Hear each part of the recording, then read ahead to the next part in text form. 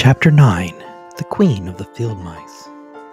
"We can't be far from the road of yellow brick now," remarked the Scarecrow as he stood beside the girl, "for we've come nearly as far as the river carried us away." The Tin Woodman was about to reply when he heard a low growl and turned his head, which worked beautifully on hinges. He saw a strange beast come bounding over the grass towards them.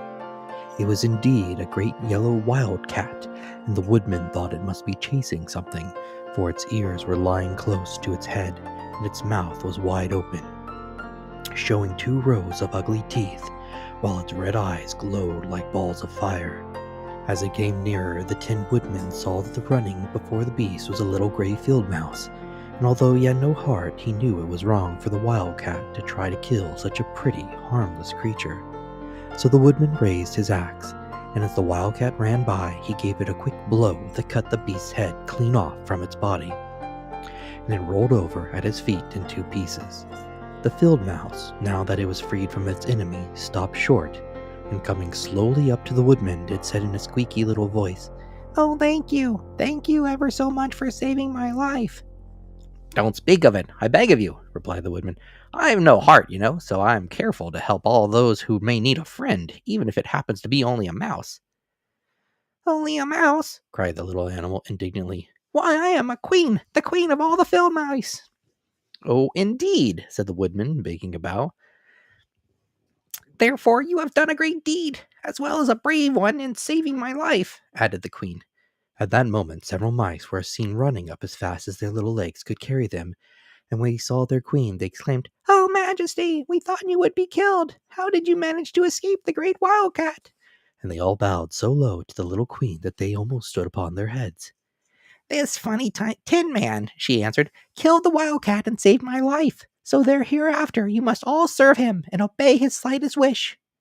"We will!" cried all the mice in a shrill chorus, and then they scampered in all directions, for Toto had awakened from his sleep, and seeing all these mice around him, he gave one bark of delight, and jumped right into the middle of the group.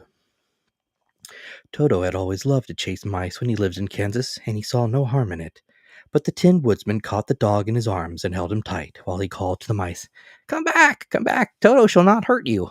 At this, the Queen of the Mice stuck her head out from a clump of grass and asked, in a timid voice, "Are you sure he will not bite us?" "I will not let him," said the woodman, "so do not be afraid." One by one the mice came creeping back, and Toto did not bark again, although he tried to get out of the woodman's arms, and would have bitten him had he not known very well he was made of tin. Finally, one of the biggest mice spoke. "Is there anything we can do," it asked, "to repay you for saving the life of our queen?" "Nothing that I know of," answered the woodman, But the Scarecrow, who had been trying to think, but could not because his head was stuffed with straw, said quickly, Yeah, could you save our friend the Cowardly Lion, who is asleep in the poppy bed?" "A lion?" cried the little queen. "Why, he would eat us all up." "Oh, no," declared the Scarecrow. "The lion is a coward." "Really?" asked the mouse. "He said so himself," answered the Scarecrow. "And he would never hurt anyone who is our friend. If you will help us to save him, I promise that he shall treat you all with kindness." "Very well," said the queen. "We trust you, but what shall we do?" "Are there many of these mice which call you queen and are willing to obey you?" "Oh, yes, there are thousands," she replied. "Then send for them all to come here as soon as possible, and let each one bring a long piece of string." The queen turned to the mice that attended to her and told him to get at once and get all her people. As soon as they heard her orders, they ran away in every direction as fast as possible. "Now," said the Scarecrow to the Tin Woodsman, "you must go to those trees by the riverside and make a truck that will carry the lion." So the woodman went at once to the trees and began to work, and he soon made a truck out of the limbs of trees, from which he chopped away all the leaves and branches. He fastened together with wooden pegs and made the 4 wheels out of short pieces of a big tree trunk. So fast and so well did he work that by the time the mice began to arrive, the truck was all ready for them. They came from all directions, and there were thousands of them, big mice and little mice and middle-sized mice, and each one brought a piece of string in his mouth. It was about this time that Dorothy awoke from her long sleep and opened her eyes.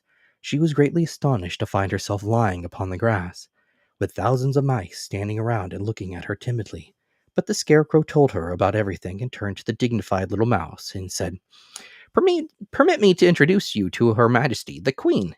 Dorothy nodded gravely, and the queen made a curtsy, after which she began quite friendly with the little girl.